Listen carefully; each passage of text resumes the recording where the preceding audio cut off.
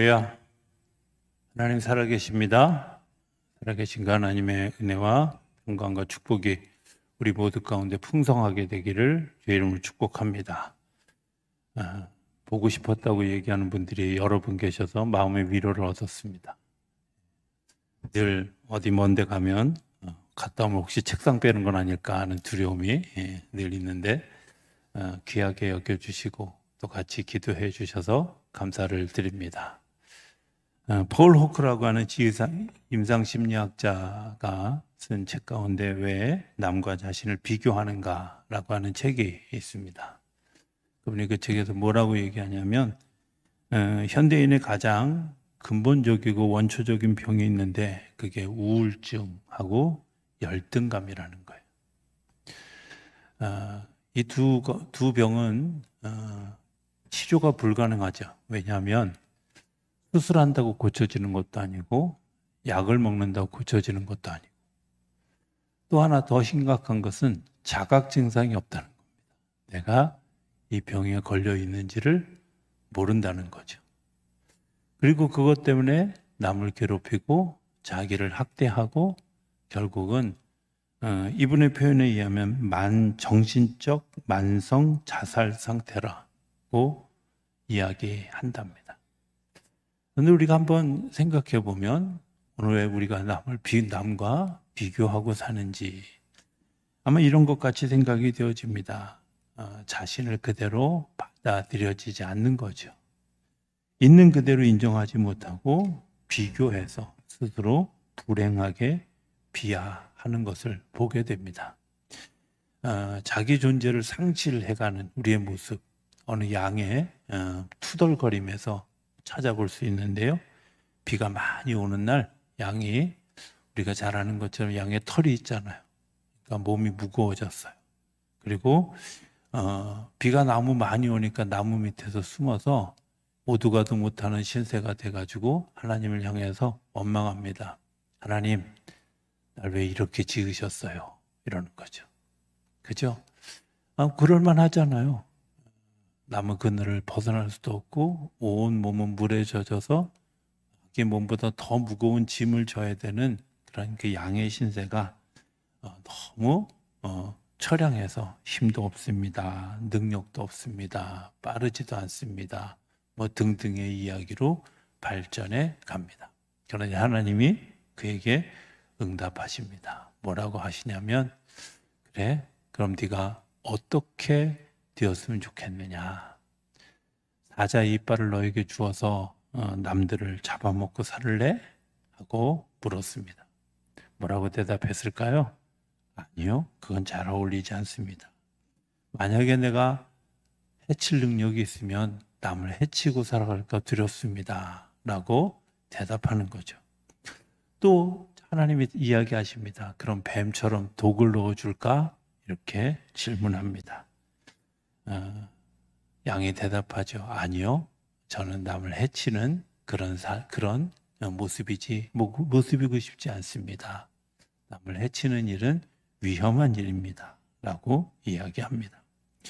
날카로운 뿔을 주어서 싸워서 이기게 할까? 라고 다시 물었을 때 그는 이렇게 대답합니다. 차라리 내가 손해보는 게 낫습니다. 지금 이 모습 이대로가 너무 좋습니다. 라고 대답했다는 겁니다. 여러분 생각해 보면 이런 거 아니겠습니까? 우리가 어떤 사람이면 좋겠습니까? 나는 어떤 모습이기를 원하는 구체적인 기도 제목이 있는지를 한번 물어보았으면 좋겠습니다. 불평, 불만의 원인이 어디 있을까? 남과 타인을 비교하는데 있다는 겁니다. 오늘 본문에 보면 포도원의 이제 주인이 나가서 포도원의 품꾼들을 부르는 이야기가 나옵니다. 우리가 교회 다니면서 몇 번 들어봤을 만한 그런 이야기, 너무 잘 아는 이야기이죠. 사실 설교자는 이런 본문을 택해서 설교를 하는 일이 되게 힘듭니다. 왜냐하면 머릿속에 다 그려지거든요. 시작과 결론이. 그런데 특별히 왜 이 말씀을 이렇게 묵상하게 되었을까 하는 것들을 생각해 봅니다. 하나는 이런 거죠. 타이밍이 되게 중요하다는 거예요. 저희 큰아버지가 포도 과수원을 하셨어요.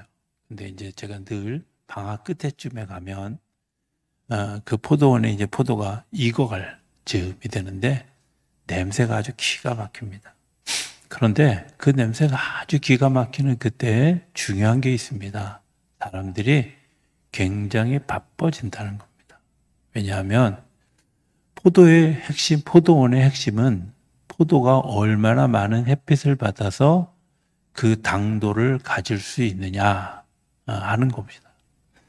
그러니까 햇빛이 일조량이 굉장히 중요한 역할을 합니다. 그래서 포도주를 만드는 사람들, 포도주 중에 어떤 특정한 연도에 어디서 만든 포도주는 굉장히 비싼 값에 팔리는 이유가 뭘까? 그것은 그때 그 시기에 일조량이 많은 것.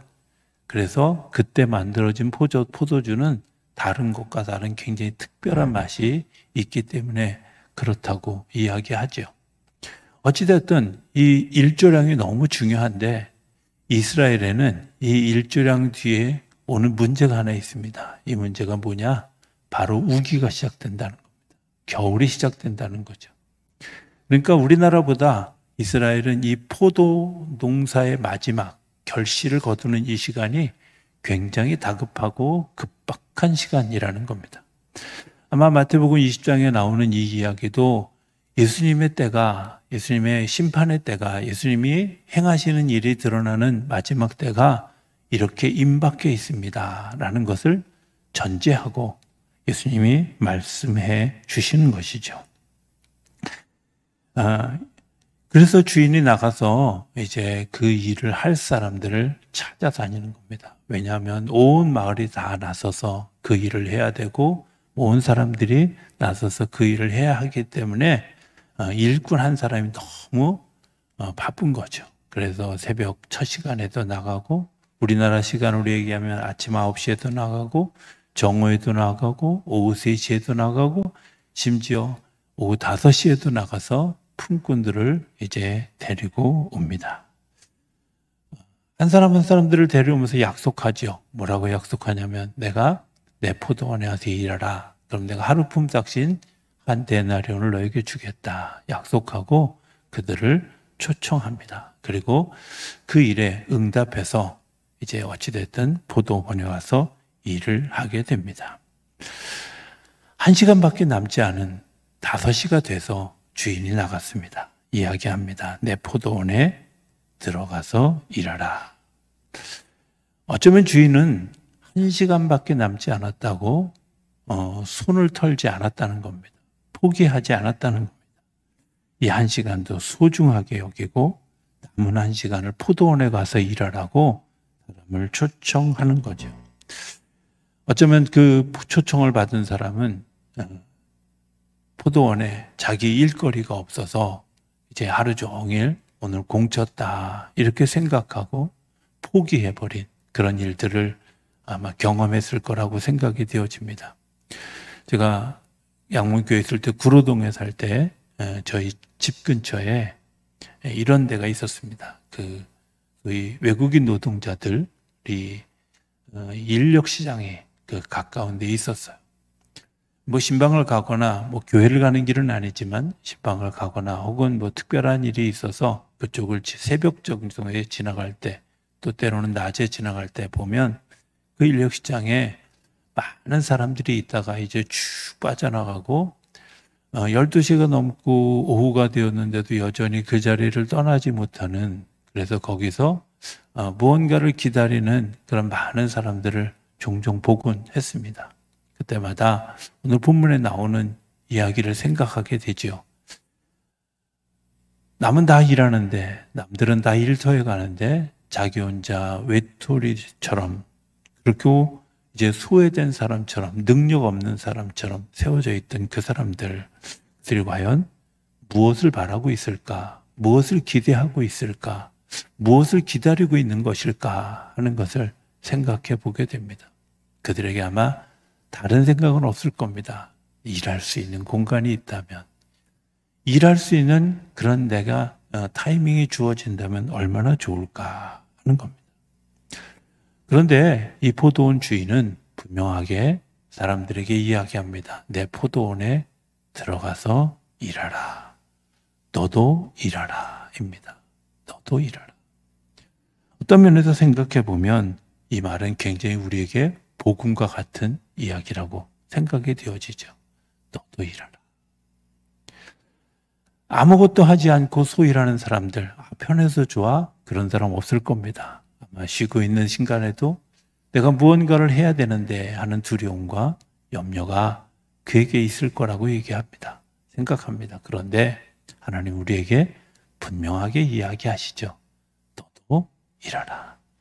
그게 새벽 6시가 됐든 또 아침 9시가 됐든 12시가 됐든 3시가 됐든 아니 1시간밖에 남지 않은 오후 5시가 됐든 우리에게 하나님은 분명히 현재라고 하는 입장에서 공평한 그런 요청을 우리에게 해 주신 겁니다. 나이 많은 사람, 젊은 사람 구분하지 않습니다. 건강한 사람, 병든 사람 구분하지 않습니다. 현재라는 입장에서 모두에게 주어지는 하나님의 요청이지요. 자, 포도원에 가서 일하라고 한 다음에 한 데나리온을 주마 약속합니다. 일당을 주겠다는 거죠. 요즘 일당이 얼마인지 제가 잘 모르지만 또 천차만별이라 잘 모르지만 어쨌든 일당을 주겠다고 하는 겁니다.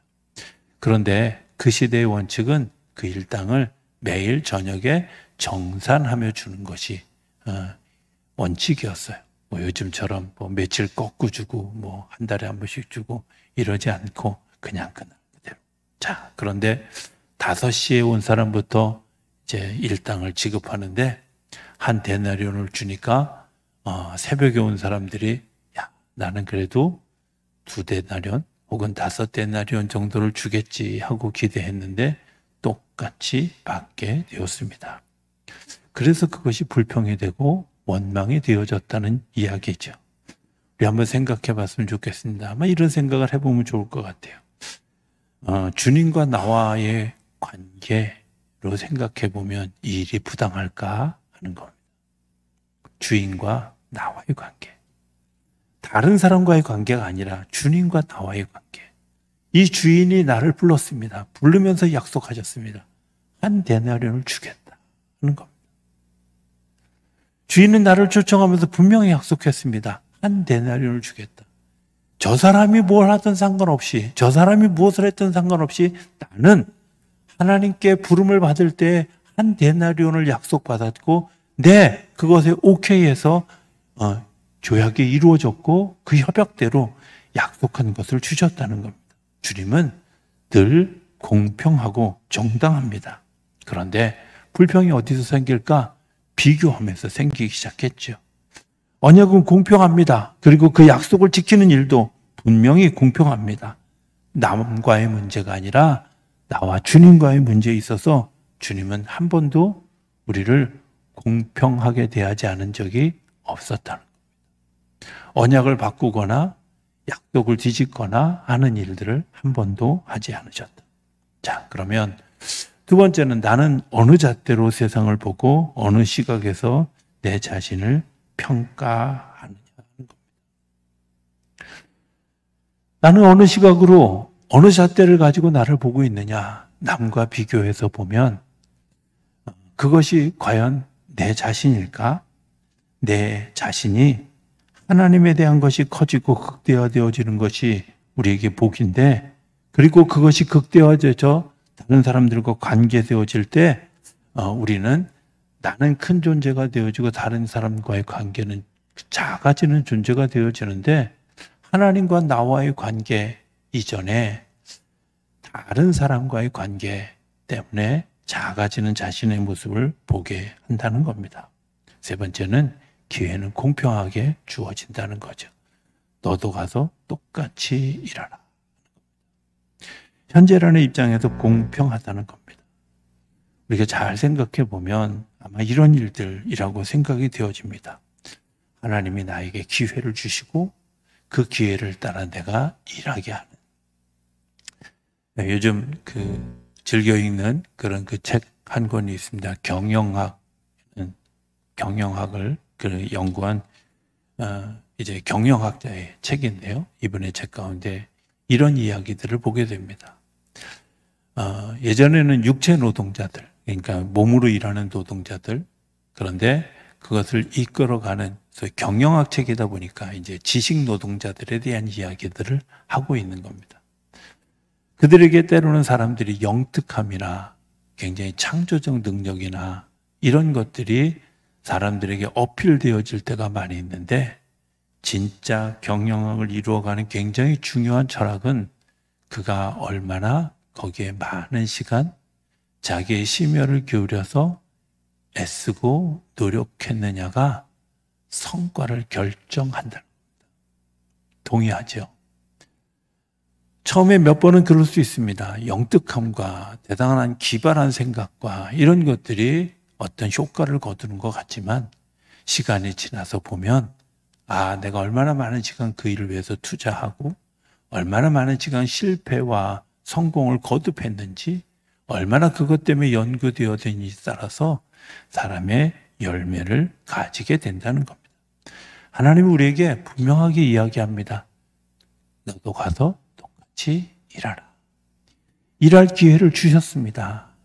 그 일할 기회를 주셨는데 우리는 그것에 대해서 감사하고, 또 그것에 대해서 내가 순응하고 순종하고 따라가지 않고, 때로는 다른 것들을 바라보며 불평하는 우리의 모습을 보게 되지요. 심리학 이론 중에 교류 분석이라고 하는 것이 있습니다.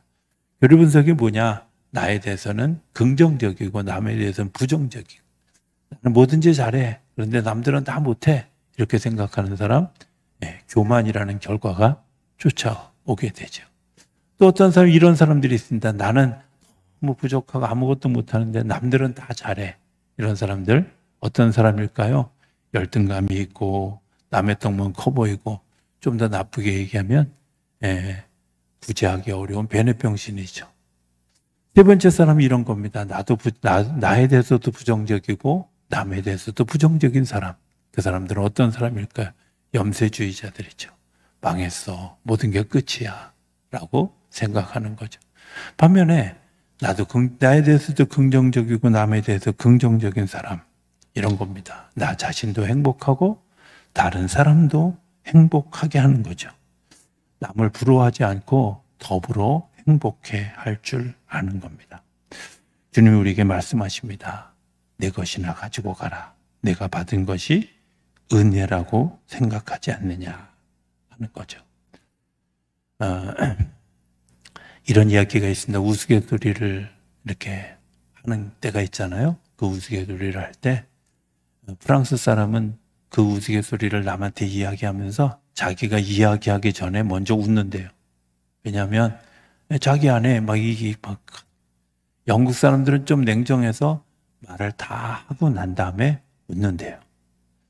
더 냉정한 독일 사람들은 우스갯소리 해놓고 자기는 표정 하나 변하지 않고 그 다음날 아침에 웃는데요. 반면에 한국 사람들은 어떠냐면 남이 웃는 걸 보고 웃는다는 거예요. 생각해보면 시사하는 바가 되게 있다고 생각해야 돼요. 남이 웃는 것, 남이 한다고 나도 따라하는 일들. 남이 가졌다고 내가 꼭 가져야 될 이유가 없고, 남이 한다고 내가 가진 것. 송명희라고 하는 그 시인의 시 가운데 이런 표현이 있습니다. 남이 모르는 것을 알았고. 남이 모르는 것을 알았고. 여러분들, 이것은 내가 하나님과 나와의 관계에서만 아는 굉장히 중요한 일들입니다. 저희가 이번에 갔던 그 우간다 선교지에 이현도라고 하는 선교사님이 우리 교회 한번 오셔서 설교하셨었죠. 그 선교사님이 거기에 18년 정도 지금 들어가요. 저도 늘 이야기만 들었기 때문에 그곳이 어떤 곳인지 되게 궁금했어요. 일단 그 수도인 캄팔라라고 하는 곳에 갔는데 딱 이런 생각이 들었던 거예요. 우리나라 1970년대 초반에 우리나라의 모습을 보는 것 같다. 이런 생각. 캄팔라가 수도가 못 알아들을 것 같아서 제가 강조하는 겁니다. 자, 그런데 거기서 350km를 들어갔어요. 어디쯤 갔을까요? 우리나라 남북한 합한 거에 한 2배 반 정도 된다고 하는데요. 아마 제 생각에는 뭐 강원도 어디 산골에 갔거나 뭐 이런 게 아닐까 싶은 생각이 들 정도로 제가 이번에 가면서 깨달은 게 사람에게는 세 가지 도로가 있다. 하나는 잘 포장되어져 있는 포장된 도로. 두 번째는 포장되지 않은 오프로드, 비포장 도로. 또 하나가 있는데요. 깨진 포장 도로가 있더라고요. 1cm밖에 안 가려서 중간중간에 깨져서 푹 파여져 있는 이 도로. 되게 위험하구나. 제가 나중에 이제 이 주제를 가지고 한번 설교를 또 하게 될지도 모르는데, 구상은 해놨는데 언제 쓸지는 아직 모르겠습니다. 어찌됐든 그 도로를 겪어서 350km를 들어가서 이제 선교지. 부시라는 말, 우리 옛날에 영화가 보셨죠? 부시맨이라는 말, 영화 보셨 기억이 있을 겁니다. 그 부시맨 영화에 나 부시라는 뜻은 뭐냐면 가시덤불, 엉겅퀴 이런 것들로 가득 차서 다듬어지지 않은 그런 땅. 그 땅에서 선교를 시작했다는 겁니다. 굉장히 그럴듯한 건물과 그럴듯한 주변 환경을 가졌는데 조금만 벗어나 보면 소똥으로 지어진 집들, 초가집들이 아주 그냥 잘 지어진 맨션처럼, 펜션처럼 그렇게 지어져 있는 것을 보고 야, 멋있다 이렇게 생각했다면 여러분들은 겉만 보고 속은 못 보는 겁니다. 그 안에서 소똥으로 그 빛을 밖에서 나오는 물들을 덮기 위해서 똥을 덧칠한 그런 집. 초가집의 지붕을 2년에 한 번씩 갈아야 되는 그런 집들. 집들에서 살아가는 그들의 모습을 보게 됩니다. 굉장히 고생스러운 시간들을 많이 지냈고 전기가 들어온 지도 불과 6개월 전이고 지금도 여전히 먼 우물에서 물을 길어다가 통을 채우고 그 통을 다시 펌프로 끌어올려서 위에다 물을 부어가지고 위에서부터 물을 공급하는 그런 땅에서 살고 있는 친구를 보게 됐습니다. 무슨 마음이 들었냐면 이런 겁니다. 하나님이 일할 기회를 나에게는 이 땅에서, 그에게는 그 땅에서. 그런데 중요한 것은요, 그렇게 수고하고 애쓴 일들 남들은 몰라도 나와 하나님은 알고 계신다. 하나님 왜 저에게 여기를 보내셨습니까? 이렇게 이야기할 수 있습니다. 본인도 그렇게 얘기하더라고요. 나 꼭 하나님 나라 가면 왜 여기에 나를 보내셨나요? 왜 나만 여기가 가능한가요?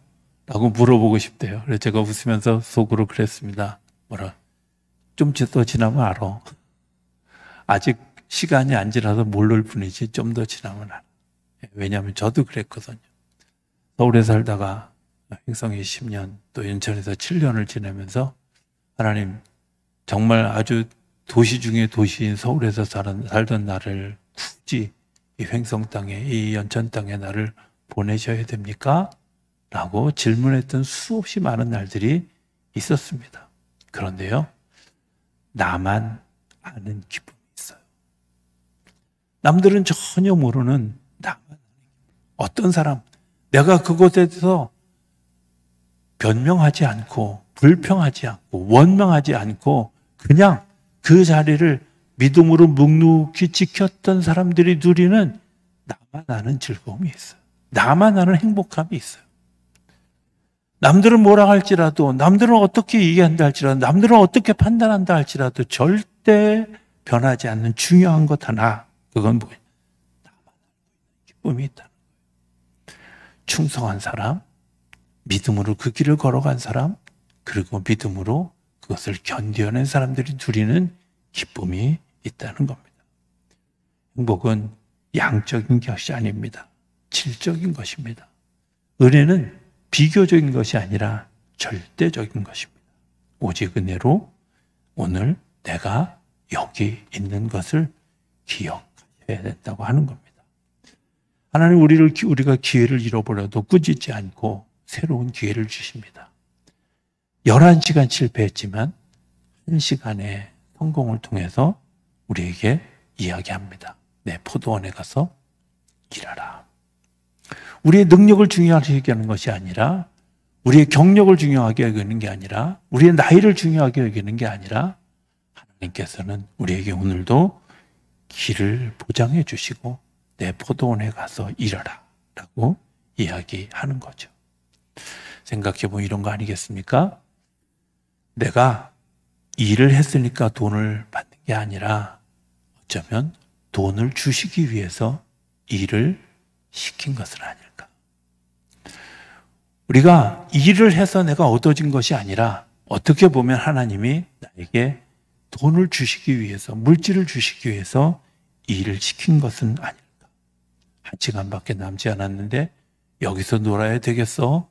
가서 일하자 하고 그를 초청하는 주인의 마음이 얼마나 귀한지 다시 생각해 보면 이제 내일은 없습니다. 다음은 없습니다. 그때 주님은 우리를 불쌍히 여기셔서 우리에게 새로운 은혜를 부어주시고 또 새로운 은혜를 베풀어 주십니다. 우리의 과거에 대해서 묻지 않습니다. 문제는 오늘 내가 그 절대적 은혜에 감사하는가 하는 겁니다. 그래서 하나님께서 나를 통해 역사하신다 하는 거죠. 하나님께서 나를 통해 역사하신다. 처음 우간다 땅을 가면서 그런 생각을 했습니다. 오랫동안 그 친구가 저에게 한번 오십시오 하고 초청했습니다. 제가 하고 있는 셀레스티아스 그를 와서 좀 해줬으면 좋겠다. 뭐 등등의 요청을 아마 한 15년 넘게 했던 것으로 제가 기억합니다. 갈 수 있는 여러분의 기회가 있었고 실제로 제가 우리 교회 오기 직전에 이미 그해 2021년에 우간다를 가기로 약속하고 또 교회에서는 저에게 안식연휴가 3개월의 시간을 줘서 우간다 땅과 더불어서 산티아고를 다녀올 계획들을 가지고 있었습니다. 근데 우리 교회 오면서 무산되어져서 다 깨어졌던 그때 하나님이 왜 지금 나를 이곳에 보내셨을까 하는 생각을 하게 했죠. 아마 그때 같더라면 아마 이런 감동을 느끼지 못했을 거라고 생각이 되어집니다. 하나님께서 그를 통해서, 하나님께서 나를 통해서, 하나님께서 우리를 통해서 역사하시는 무언가가 있다는 겁니다. 이때가, 그때라는 거죠. 사도 바울이 늘 고백하는 믿음의 신앙이 있습니다. 내게 주신 은혜, 나를 향한 경륜, 내게 주신 사명. 그것에 대해서 절대적이고 주관적으로 고백하는 것이 사도 바울의 신앙의 고백입니다. 우리가 이것을 좀 소중히 여겼으면 좋겠습니다. 내게 주신 은혜, 그리고 나를 향한 하나님의 경륜, 그리고 내게 주어주신 사명. 요한복음 21장에 보면 이런 이야기가 나옵니다. 베드로를 다시 예수님이 부르시고요. 예수님이 다시 그에게 내 양을 먹이라는 사명을 줍니다. 네가 비록 지금은 너가 존중하고 아가페하지 못한다라고 이야기하는 베드로에게 그 일을 맡기시면서 부탁하실 때 베드로가 이야기하죠. 그럼 저 사람은 어떻게 됩니까? 라고 요한을 지칭해서 묻습니다. 주님이 이렇게 얘기합니다. 그건 내가 할 바 아니다 하는 거죠. 왜 그랬을까요? 요한이 오래 살기 때문에 그것을 베드로가 상처받지 않게 하려고요? 아닙니다. 요한에게는 요한대로의 은혜가 있고 베드로에게는 베드로대로 사명이 있습니다. 우리가 잘 아는 것처럼 베드로는 십자가에 거꾸로 매달려서 순교하게 되었습니다. 가끔은 저는 요한에 대해서 생각할 때 이런 생각을 합니다. 요한은 참 좋았겠다고 오래 살았으니까. 글쎄요. 깊이 생각해 보면 요한의 오래 삶이 정말 축복일까 하는 생각을 해보게 됩니다. 요한이 박해시대에 살았습니다. 그리고 그가 이야기한 것처럼 사랑으로 살았습니다. 요한이 마지막까지 살았던 삶에 그가 100살까지 요한계시록을 쓰고 100살 넘게까지 살면서 그에게 닥쳐져 있는 세상은 정말 소돔과 같은 거리였을 겁니다. 박해하고 죽이는 일들이 빈번한 땅이었을 겁니다. 거기서 사랑하며 살았습니다. 소돔 같은 거리에도 사랑 안고 찾아가서 사랑으로 살았던 사람. 어쩌면 그 아픔을 감싸주시기 위해서 베드로에게 이야기했을 거라고 생각이 되어집니다. 이런 거 아니겠습니까? 오늘 우리에게 말씀하시는 것, 우리가 옆에 사람을 보면서 왜 저 사람은 저렇게 되는데, 저 사람은 저런데 왜 나만 이럴까요? 아니요. 주님은 우리에게 분명히 얘기합니다. 대북동원에 가서 일하라. 그리고 내 것이나 가지고 가라. 나머지 일은 주님이 지리하십니다. 그것이 주님의 은혜이기도 하고요. 저는 오늘 우리 가운데 그런 하나님의 은혜로 내가 믿음으로 가서 일하며 그리고 하나님께서 주시는 은혜의 분량대로 승리의 삶을 살아가는 우리 모두가 되어줄 수 있게 되기를 주의 이름으로 축복합니다. 그것 때문에 나만 아는 기쁨이 우리 안에 충만해져가는 우리 모두가 되어줄 수 있게 되기를 주의 이름으로 축복합니다.